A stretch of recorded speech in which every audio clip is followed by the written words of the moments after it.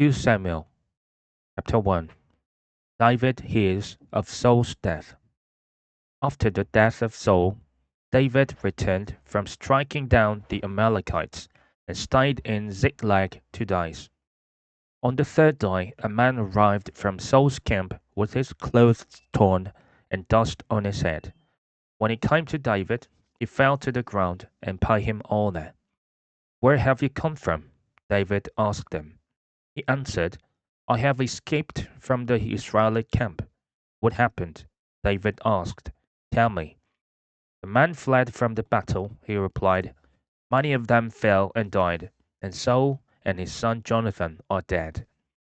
Then David said to the young man who brought him the report, How do you know that Saul and his son Jonathan are dead? I happened to be on Mount Gilboa, the young man said, and there was Saul leaning on his spear with the chariots and their drivers in hot pursuit. When he turned around and saw me, he called out to me, and I said, What can I do? He asked me, Who are you? An Amalekite, I answered. Then he said to me, Stand here by me and kill me. I am in the throes of death, but I am still alive. So I stood beside him and killed him, because I knew that after he had fallen, he could not survive. And I took the crown that was on his head and the band on his arm, and have brought them here to my lord. Then David and all the men with him took hold of their clothes and tore them. They mourned and wept and fasted till evening for Saul and his son Jonathan, and for the army of the Lord, and for the nation of Israel, because they had fallen by the sword. David said to the young man who brought him the report, Where are you from? I am the son of a foreigner, an Amalekite, he answered. David asked him, Why weren't you afraid to lift your hand to destroy the Lord's anointed? Then David called one of his men and said, Go, strike him down. So he struck him down and he died. But David had said to him, Your blood be on your own head. Your own mouth testified against you when you said, I killed the Lord's anointed. David's lament for Saul and Jonathan. David took up this lament concerning Saul and his son Jonathan, and he ordered that the people of Judah be taught this lament of the bow. It is written in the book of Jashar, A gazelle lies slain on your heights, Israel. How the mighty have fallen. Tell it not in Gath, proclaim it not in the streets of Ashkelon, lest the daughters of the Philistines be glad, lest the daughters of the uncircumcised rejoice. Mountains of Gilboa, may you have neither dew nor rain, may no showers fall on your terraced fields. But there the shield of the mighty was despised, the shield of Saul no longer rubbed with oil. From the blood of the slain, from the flesh of the mighty, the bow of Jonathan did not turn back. The sword of Saul did not return unsatisfied. Saul and Jonathan, in life they were loved and admired, and in death they were not parted. They were swifter than eagles, they were stronger than lions. Daughters of Israel, weep for Saul, who clothed you in scarlet and finery, who adorned your garments with ornaments of gold. How the mighty have fallen in battle! Jonathan lies slain on your heights. I grieve for you, Jonathan, my brother. You are my dear to me. Your love for me was wonderful, more wonderful than that of women. How the mighty have fallen! The weapons of war have perished. 2 Samuel chapter 2. David anointed king over Judah. In the course of time, David inquired of the Lord, Shall I go up to one of the towns of Judah? He asked. The Lord said, Go up. David asked, Where shall I go? To Hebron. The Lord answered. So David went up there with his 2 wives, Ahinoam of Jezreel and Abigail, the widow of Nabal of Carmel. David also took the men who were with him, each with his family, and they settled in Hebron and its towns. Then the men of Judah came to Hebron, and there they anointed David king of the tribe of Judah. When David was told that it was the man from Jabesh Gilead who had buried Saul, he sent messengers to them to say to them, "The Lord bless you for showing this kindness to Saul your master by burying him. May the Lord now show you kindness and faithfulness, and I too will show you the same favor, because you have done this. Now then, be strong and brave, for Saul your master is dead, and the people of Judah have anointed me king over them." War between the houses of David and Saul.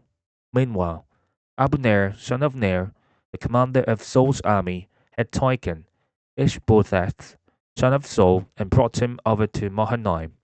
He made him king over Gilead, Ashuri, and Jezreel, and all over Ephraim, Benjamin, and all Israel.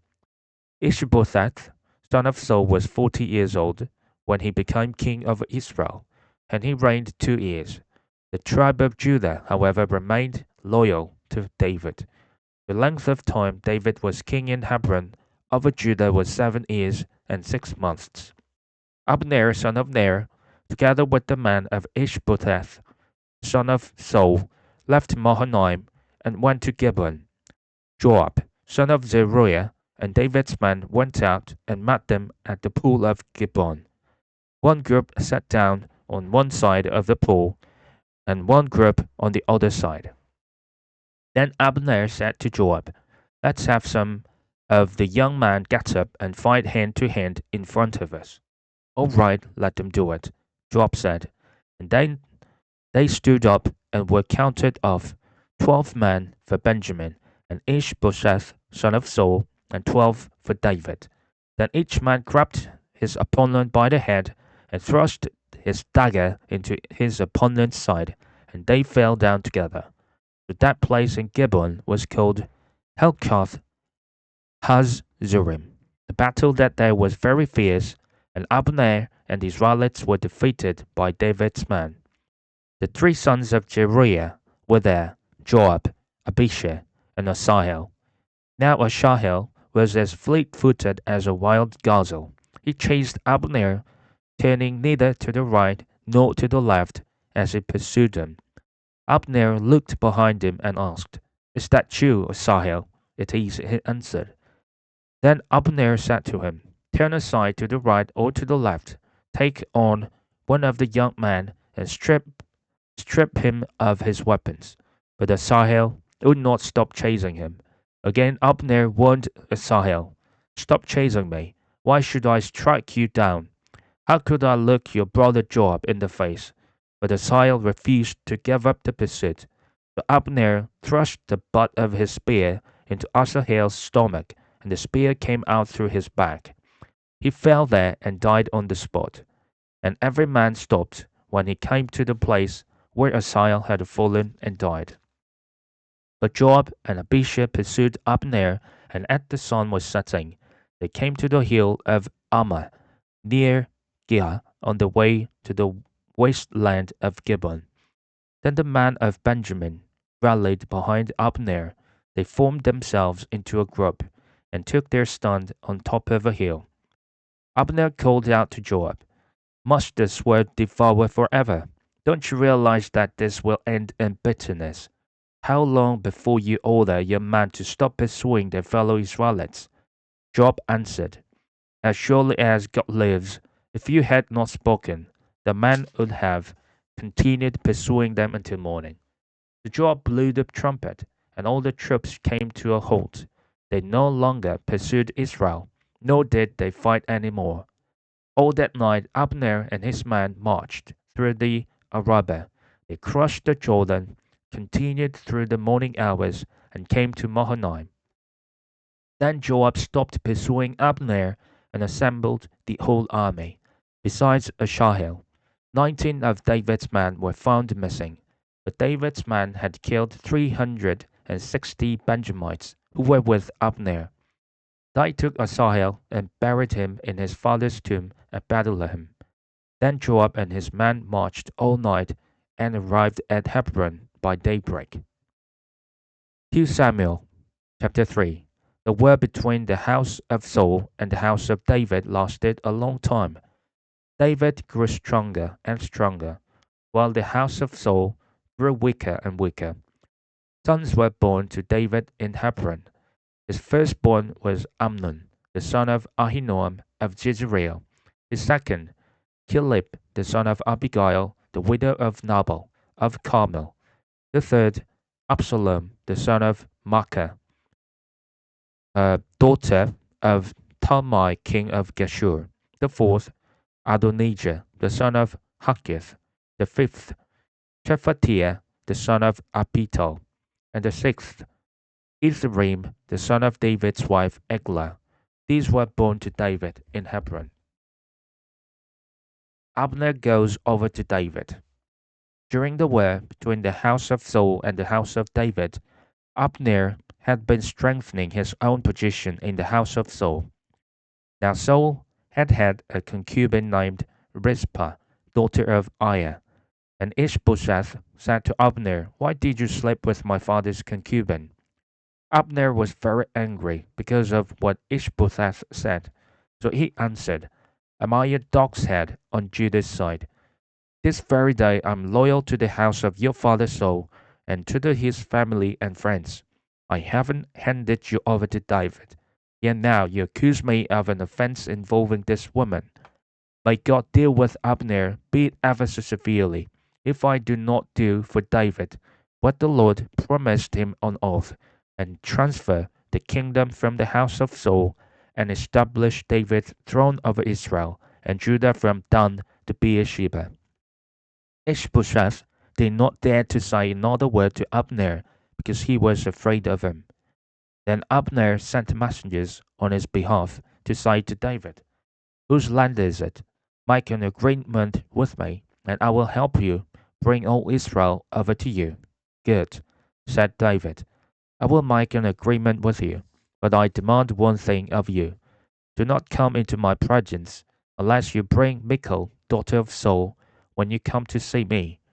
Then David sent messengers to Ishbosheth, son of Saul, demanding, "Give me my wife Michal, whom I betrothed to myself, for the price of 100 Philistine foreskins." So Ishbosheth gave orders and had her taken away from her husband, Paltiel, son of Laish. Her husband, however, went with her, weeping behind her all the way to Bahurim. Then Abner said to him, "Go back home." So he went back home. Abner conferred with the elders of Israel and said, "For some time you have wanted to make David your king.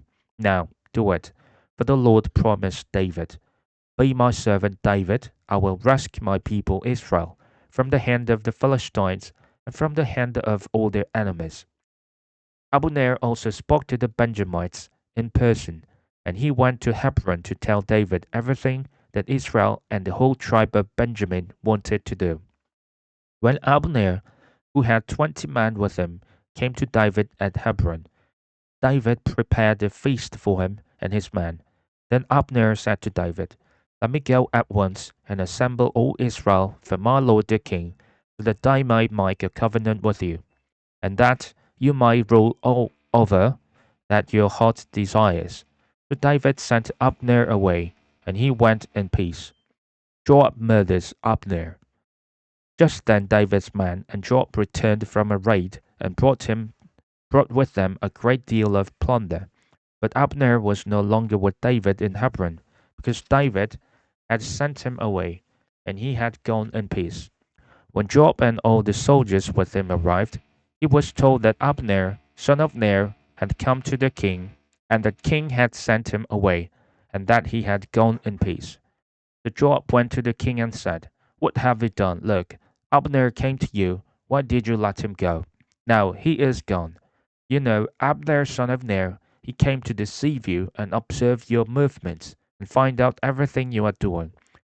Joab then left David and sent messengers after Abner, and they brought him back from the cistern at Sirah, but David did not know it. Now, when Abner returned to Hebron, Joab took him aside into an inner chamber, as if to speak with him privately. And there, to avenge the blood of his brother Asahel, Joab stabbed him in the stomach and he died. Later, when David heard about this, he said, I and my kingdom are forever innocent before the Lord concerning the blood of Abner, son of Ner. May his blood fall on the head of Joab and on his whole family. May Joab's family never be without someone who has a running sore or leprosy, or who leans on a crutch, or who falls by the sword, or who lacks food. Joab and his brother Abishai murdered Abner because he had killed their brother Asahel in the battle at Gibeon. Then David said to Joab and all the people with him, Tear your clothes and put on sackcloth and walk in mourning in front of Abner. King David himself walked behind the bier. He buried Abner in Hebron, and the king wept aloud at Abner's tomb. All the people wept also. The king sang this lament for Abner. Should Abner have died as the lawless die? Your hands were not bound, your feet were not fettered. You fell as one falls before the wicked.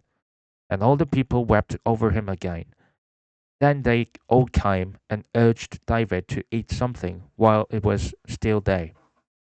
But David took an oath, saying, May God deal with me, be it ever so severely, if I taste bread or anything else before the sun sets. All the people took note and were pleased. Indeed, everything the king did pleased them. So on that day, all the people there and all Israel knew that the king had no part in the murder of Abner, son of Ner. Then the king said to his men, Do you not realize that a commander and a great man has fallen in Israel this day?